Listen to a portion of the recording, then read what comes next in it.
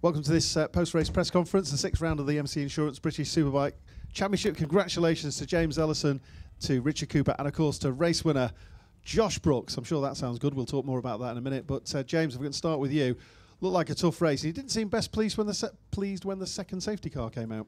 Nah, I always pull a Raj when that comes out. I did it the first round as well. Obviously, it's for safety reasons. I understand that, but at the time, it's just pure frustration. I was in a good rhythm, and I was kind of relying on the adrenaline for the race. Been struggling since Snetterton, since Brook 2 was basically. I know I keep harping on about it, but it's still an injury. It's still there. It's still not fixed, and it's still really affecting us in the final braking zone. So qualifying, it really is difficult to get a fast lap in, and I usually only have one or two in me.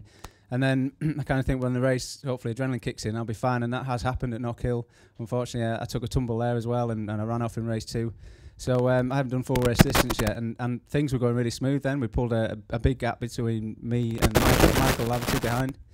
And then the pace car came out, and once it went back in again, I started to feel a bit more pain, a bit more uncomfortable. And we weren't making the biggest gap on the guys behind us I was before. Michael was still kind of chipping away. And then the pace car came out again, and the gap got even closer, and I got even more tense, even more frustrated. So yeah, it just ruined the whole rhythm. But obviously it is there for safety reasons. Hopefully Shaky is all right. I didn't realise the car was out for him at first until I'd come around the second lap and saw him still lying on the ground. And obviously, yeah, like I say, I hope he's fine. And I haven't heard anything yet, but yeah, just want him back for race 2 really. It's going to be a tough championship all year. Josh has finally brought the duck and got his first win, so congratulations to him and to Cooper as well. He put up a strong fight. I tried everything to get past him, and it just wasn't enough. So yeah, I've got to be happy with that. It's third place. I can't grumble at it. I've got some more points and one more podium credit as well, so got to be pleased. Congratulations. We did see Shaky up and walking about, by the way. Good. Which is good news. Congratulations for the JG Speedfit Kawasaki of James Ellison. And turning to the Anvil Hire Kawasaki of Richard Cooper. And Coops, fantastic result for you. Got to be thrilled to bits.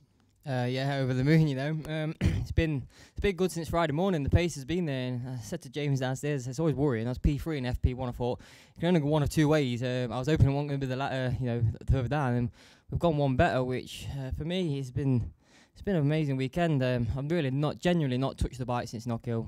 We shook the gravel out of the belly pan, polished it, and came here. And it's like that sometimes in racing. You find you pull your bike out of the garage and it works, and it really has been that this weekend. And for me, it's been race pace has been good from the off, which is important. And to follow Josh and Shaky in that first part of the race was quite overwhelming, really. And I settled into it quite nicely. And I read the pit board, and again, like what James said about the pace car, I thought they're making me work for this. I want this podium more than I guess we all want this podium.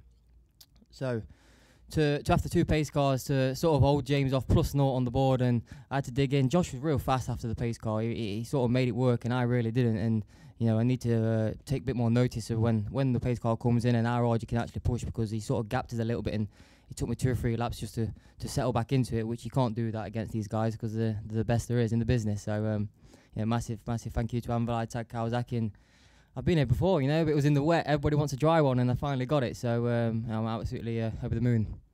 You are one of 3 riders, the 3 of you sat here, who have got an opportunity to go and bag 50 grand. Are we going to see you drop to the back at the end of the warm-up lap? For me, it's not about money, it's about race results. To get a podium, to get a taste of it, I definitely want more of it. And admittedly, I wouldn't be able to do it from the back. I think there's only an handful of riders that could possibly do it from the back of the grid. Shaky being one of them, Josh more than likely. But for myself, I need every advantage I can get. And if the front row starts what we've got for race 2, then I would say taking the most of that advantage for sure. Well, we make it that you will be on the front row, so there's the opportunity perhaps. Congratulations, Richard. Brilliant ride. Well done. Cheers.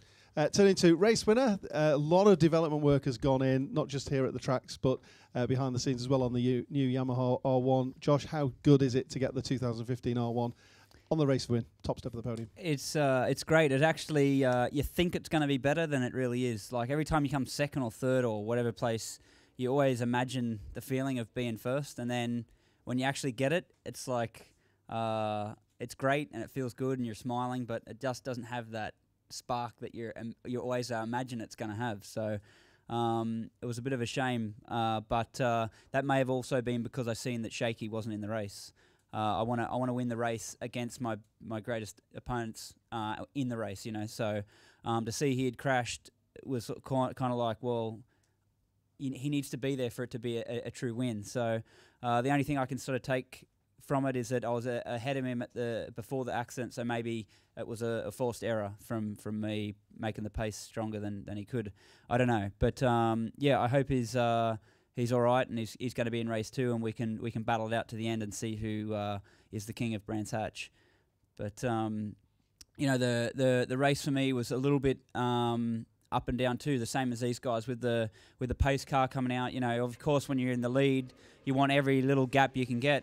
And I come past the start finish and seen 0.5 on the board. I thought, oh, that's great, but obviously that's because Shaky went out of the race, so that made the gap. And then I come around and seen that he was down, and then I seen it was Coop and James were there too. So I'm glad you noticed that the lap after the pace car was actually really trying to make that gap. So I'm glad you noticed that.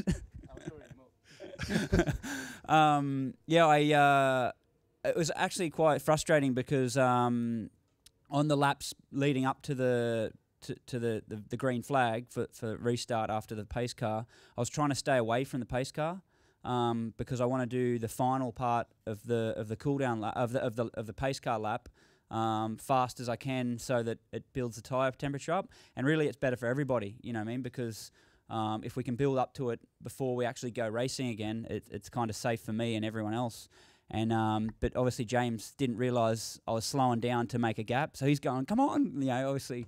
So then I started going quicker, and at that point the pace car was slowing down, waiting for us, and I was like, go, I'm waiting for you to get out of here so we can go faster. And then, so it was a mix of misunderstandings, I suppose, on a lot of people's place, but anyway, yeah, and then you've got the concern that by losing that any gap that you had is going to make it harder to finally take that win. But fortunately, it all worked out. I did have a good lap after the pace car, got a little buffer, although it wasn't much. It was something, and brought it home for the win. So really pleased for everyone, all the sponsors, and it's a team. It really is a team thing. It's not just us riding bikes around. There's a whole crew of people working hard.